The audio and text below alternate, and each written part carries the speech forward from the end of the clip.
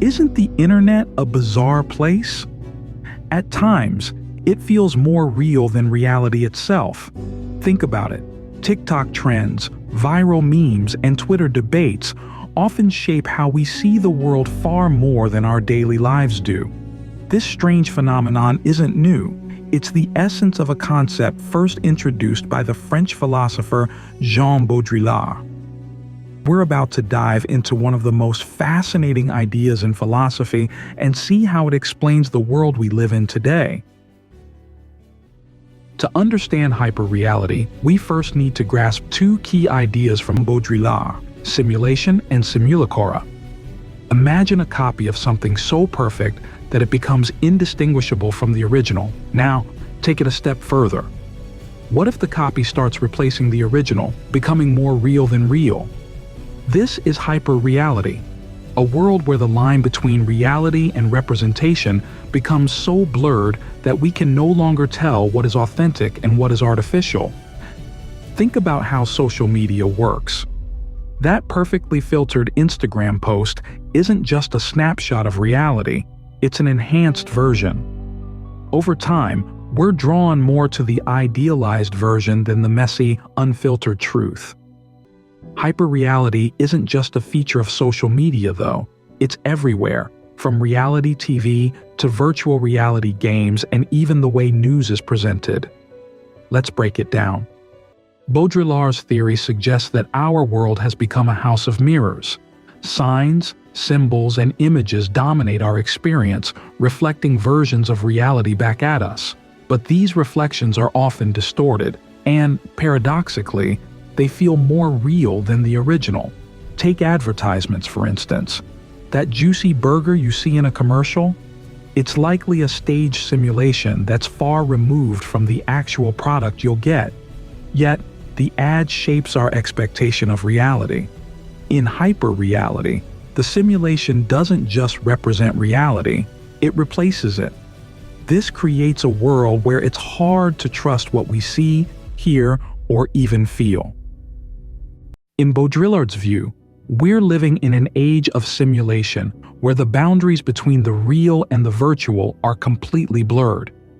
Media, technology, and consumerism work together to create a confusing soup of images and representations that we take as truth.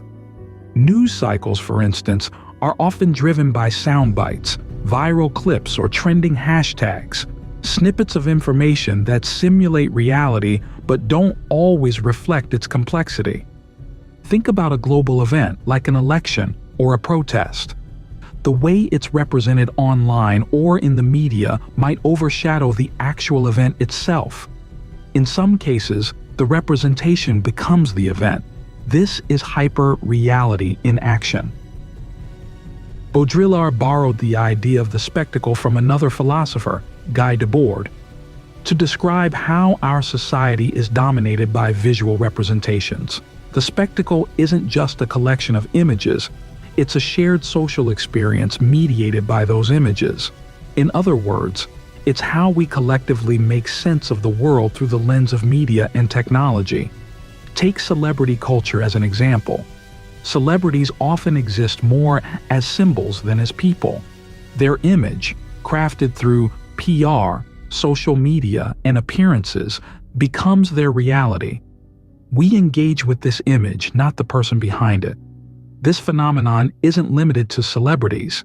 Even ordinary individuals curate their online personas to reflect an idealized version of themselves, blurring the line between the real and the simulated. In hyperreality, authenticity gives way to simulation. Truth becomes fiction, and fiction becomes truth. One of the most famous examples of this is the painting The Treachery of Images by René Magritte, which features the phrase, "This is not a pipe." It's a simple yet profound statement. The image of a pipe is not the same as a real pipe. Yet, in hyperreality, the image often replaces the reality it represents. This replacement has profound consequences. In a world dominated by simulations, the connection between signs, words, images, symbols, and what they signify becomes tenuous. For example, the word love might evoke images of rom-coms, heart emojis, or Valentine's Day ads rather than the complex reality of human relationships. Over time, these simplified representations shape how we understand and experience love itself. Hyperreality leads to a crisis of meaning. When everything is a simulation, it becomes difficult to distinguish between what is real and what is fake. This can create a sense of nihilism, a feeling that nothing truly matters because nothing is truly real. This crisis isn't new. Philosophers like Walter Benjamin and Hartmut Rosa have explored how modernity's obsession with technology and progress has led to a loss of authenticity and a disconnection from the world.